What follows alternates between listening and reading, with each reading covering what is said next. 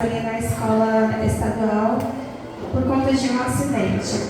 Eu até estava falando para a Ana hoje que, desde o jeito que ela me ligou pedindo para eu falar alguma coisa, eu passei a semana tentando estruturar alguma coisa para poder falar, porque eu não sou muito comunicativa, não sou muito eloquente, só que eu não conseguia fazer nada, falar, escrever nada. Eu falei, Deus, vai ser o que sai na hora, porque para planejar algo não está saindo. E, ironicamente, hoje, dia 27, exatamente no dia 27, só que há um mês atrás, eu acordei cedo, chamei os meninos, eles falaram, benção mãe, te amo mãe, e me deu um abraço. Todos os dias lá em casa é assim. Eu levei eles para aula de basquete. Lá o Miguel fez 3 cestas. Na hora que terminou a aula, ele veio e falou, mamãe, a senhora viu a cesta que eu fiz? Eu falei, eu vi, parabéns. E lá em casa a gente sempre comemorava com eles, cada pequenas vitóriazinhas que eles conseguiam fazer, nós comemorávamos. E aí depois, naquele dia, ele queria cortar o cabelo, que ele estava incomodado com o cabelo. E eu passei no salão com ele, tinha uns 3 pessoas para cortar o cabelo e já estavam com o tempo apertado. Falei, não, gente, vai ter que ir para casa, outro dia a gente corta o seu cabelo. E aí chegou lá em casa, meu marido estava lá e eu tinha que fazer algumas outras coisas com o caçula. Meu marido falou assim, não, vamos, e eu vou deixar ele no cabeleireiro, a gente volta para fazer as coisas com o pequeno, depois a gente volta para pegar ele no cabeleireiro para fazer o almoço para eles irem para a escola. E assim a gente fez, eu deixei ele no cabeleireiro, ele cortou o cabelo, nós voltamos para casa, fizemos o almoço, tudo, e quando deu o horário de ir para a escola, todos os dias, esse dia o Renan levou ele para a escola, ele veio, eu estava deitada na cama, porque eu estava passando mal, ele deitou em cima de mim e falou, mãe, já estou indo para a escola. Eu falei para ele, Jesus te guarde, te abençoe, te proteja, me deu um beijo, me deu um abraço, como todos os dias. Ele saiu e meu filho ele não voltou mais para casa. E por que eu estou falando isso para vocês? Porque hoje, olhando o comportamento do Miguel, para quem conheceu o Miguel, sabe o tanto que o Miguel ele era carinhoso. O Miguel era o tipo de criança de adolescente, né, que ele já estava completando, ele completou 12 e ia fazer 13 agora em julho. Ele era o tipo de criança que quando ele tropeçava sem querer na minha cachorra, ele abaixava e falava, desculpa, Sasha, foi sem querer. Mas desde criança, desde quando o Miguel era pequeno, eu sempre investi tempo. Como o rapaz de hoje, que quando começou aqui, né, sobre investir tempo com a criança. Desde pequeno, eu sempre sentei com o Miguel, sempre conversei com ele. Eu nunca fui de gritar, de berrar, de exortar ele de maneira grosseira, desrespeitosa. Não, eu sempre sentei, conversei, explicava com ele, meu filho, é assim, assim, assim. Às vezes repetia, sentava de novo. Às vezes, se repetisse de novo, ia no cantinho da disciplina. Mas eu sempre tive muito cuidado no conversar com o Miguel, no não desrespeitar o Miguel, não falar palavras que amaldiçoassem o Miguel. E até nessa palavra de amaldiçoar, né, o filho, lá em Goiânia, mudou um casal lá para lá na minha casa, e a voz do pai eu não ouvia, mas a voz da mãe eu ouvi o dia inteiro. E eram 2 crianças também, mais ou menos na idade dos meus filhos. E aquela mãe, ela xingava aqueles meninos, ela amaldiçoava aquela casa dela o dia inteiro. Só que era uma que ela estava doente emocionalmente. Eu, na minha casa, eu não estava aguentando ouvir a voz daquela mãe. Eu peguei tanta birra daquela mãe que quando eu ouvia que ela estava do portão para fora, eu nem saía. De tanta raiva que eu peguei daquela mãe.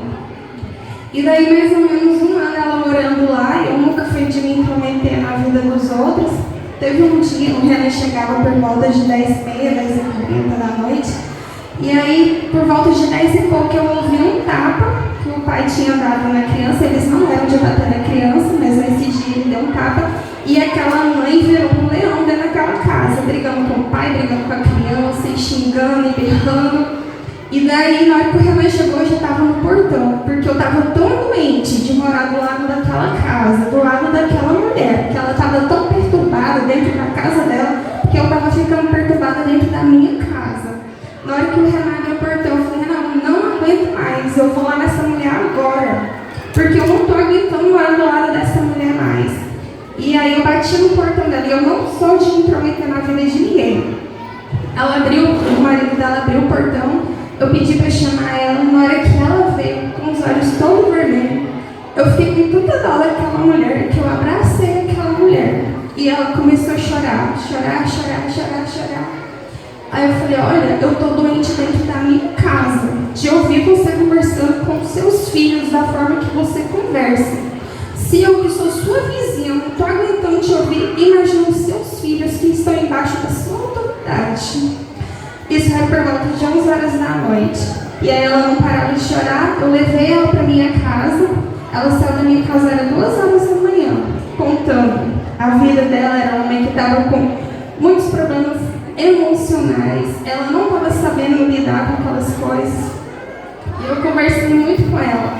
Aí quando foi esses dias que o Miguel faleceu, né, ela me mandou uma solicitação de amizade. E ela escreveu assim: oi, tudo bem? Lembra de mim? Eu sou sua vizinha. Aquela que um dia eu precisei de um abraço, só você me deu. E aí eu fui ver as fotos dela, né? Os filhos dela rindo. Ela rindo. Agora ela faz vários stories lá no Facebook dela, ela conversando, todo feliz. Eu falei: gente, que bom que eu pude fazer a diferença na vida daquela mulher. Porque às vezes ela só estava precisando desabafar. Às vezes ela só estava precisando conversar, né? Ou uma orientação. Coisa que eu fazia muito com o Miguel, que era orientar sobre as coisas da vida, sobre tudo que acontece, e abençoá-los. Todos os dias eu abençoava o Miguel, e todos os dias eu abençoo o Pedro, e todos os dias eu abençoo a minha casa, para que na minha casa tenha paz. A minha casa não pode ser um lugar de guerra onde eu não queira voltar. Ela tem que ter paz. E eu vejo que foi muito importante para o Miguel ter investido tempo nele. Só que hoje eu vejo que esse tempo investido no Miguel foi mais importante para mim. Hoje. Porque hoje o Miguel não está mais aqui. Mas como eu disse ali no culto dele, eu não tenho arrependimento de não ter sentado com meu filho para ter explicado as coisas para ele.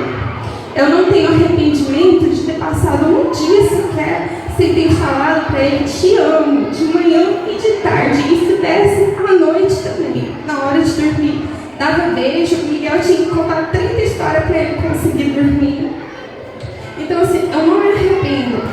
E no dia, lá no hospital que a gente chegou, né, ele falou assim: mamãe, me dá um abraço. Ele já tinha me abraçado antes de ir para a escola. E eu peguei e abracei ele, eu ainda brinquei com ele, porque ele estava estudando para fazer um concurso para ir para um internato daqui 2 anos. Aí eu ainda brinquei com ele e falei assim: mas como é que vai ser lá no internato? Você vai pedir um sargento para te dar um abraço? Né? Porque ele estava pedindo um abraço da mãe. Aí depois ele falou: ora por mim. Aí eu orei por ele. Depois ele falou: mamãe, segura na minha mão. E foi a última coisa que ele falou para mim. Consciente, foi o último abraço, foi o último aperto de mão, né? Foi a última assim, palavra que ele falou para mim de forma consciente. E desde a gente fica pesquisando, né, no Facebook, Instagram, essas coisas, e o tanto de crianças que faleceram depois que o Miguel já faleceu, são tantas crianças, mas tantas crianças que às vezes a gente aqui no nosso meio não tem notícia, porque às vezes é de outro estado, é de outra cidade, mas são tantas crianças que se eu fosse vocês, todos os dias, a partir de hoje, eu levantava e dava um abraço no filho e falava: eu te amo. Porque se seu filho morrer hoje, você não vai ter um arrependimento de ter que falar eu te amo para ele dentro do caixão. Vocês nem sabem o tanto que foi importante para mim. Olhar no cabelo dele ali no caixão assim, e ver que o cabelo dele estava cortadinho. E isso eu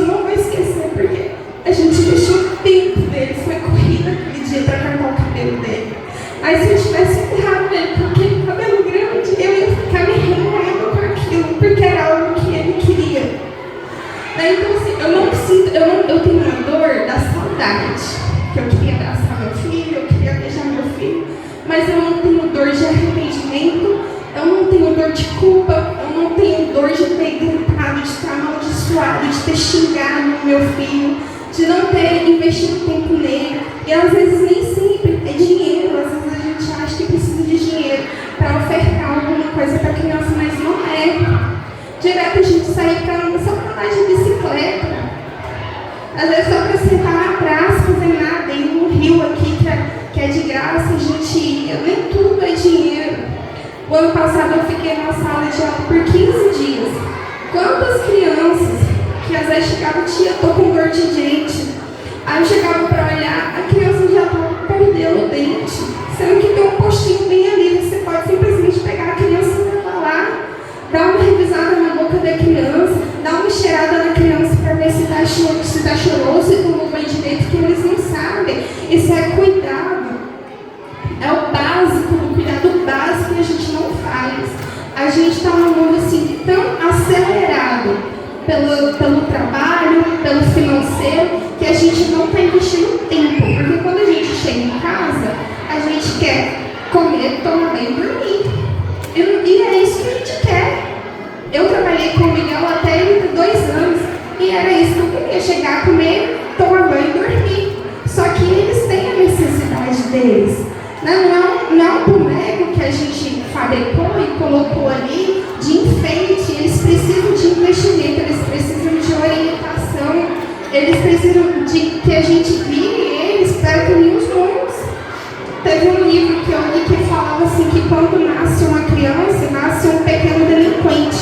Porque a nossa inclinação já é uma inclinação penal. E cabe aos pais guiá-los para que eles sigam pelo caminho bom. E a gente não está fazendo isso.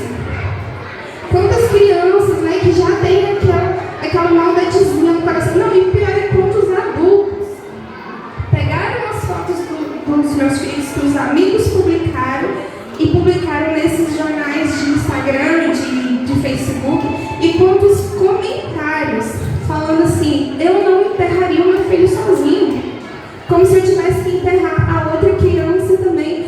Falei, gente, como que um adulto, um pai tem a capacidade de falar uma coisa dessa? Era um amigo do meu filho. Como a pessoa não tem nem compaixão, não tem amor ao próximo. Eu tenho certeza que se tivesse sido o contrário, o Miguel hoje poderia estar em depressão, não sei nem como que eu lidaria com o Miguel, porque ele era tão carinhoso, tão dozinho, que eu tenho certeza que o sentimento de culpa dele seria muito grande. Aí falam pra mim, vai no conselho tutelar, porque ela foi um acidente dentro da escola para eu falar contra a criança. Eu falei, não vou fazer. E cadê a compaixão para essa criança? Não foi por maldade, as pessoas falam sem saber, falam que foi por maldade, porque era filho de terrível. Mal saber que eles eram amigos, que foi uma fatalidade assim, de uma brincadeira, um acidente que eles estavam rindo. E aconteceu. Mas não se preocupa com os próprios filhos dentro de casa. E quantas crianças, né, que a gente está vendo aí nos últimos dias que estão morrendo. Então, assim, eu não vou me prolongar muito. Então, acorde todos os dias, sabe? Abraça seu filho, beije seu filho, fala, eu te amo, invista tempo. Deixa a preguiça de lado, que às vezes a gente é preguiçoso mesmo, porque a gente está preocupado mais com o nosso umbigo, com o nosso tempo de descanso, porque a gente trabalhou muito. Mas a Bíblia fala em Salmo 127:3 que os filhos são herança do Senhor, eles não são nossos. E como que eu estou cuidando dessa herança? Será que eu estou deixando ela só de escanteio, ela tendo autoridade sobre ela mesma? Nem respeito pelos pais eles têm, porque eles não sentem essa autoridade dentro da gente.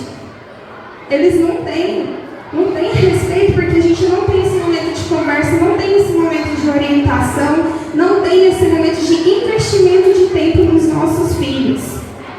Então que a gente, e graças a Deus, esse arrependimento eu não tenho, e se Deus quiser, eu não vou ter como meu caçula. Então não perca tempo em não conversar com seus filhos, em não dar um beijo, em não dar um abraço, em marcar ali os olhos e falar eu te amo, antes de fechar os os olhos, eu te amo, meu filho, para que vocês também não tenham arrependimento. Nenhum de nós aqui não está livre de perder um filho, amanhã, ou hoje, ou daqui a uma semana. Então que vocês também possam não ter arrependimentos. Uma salva de palmas.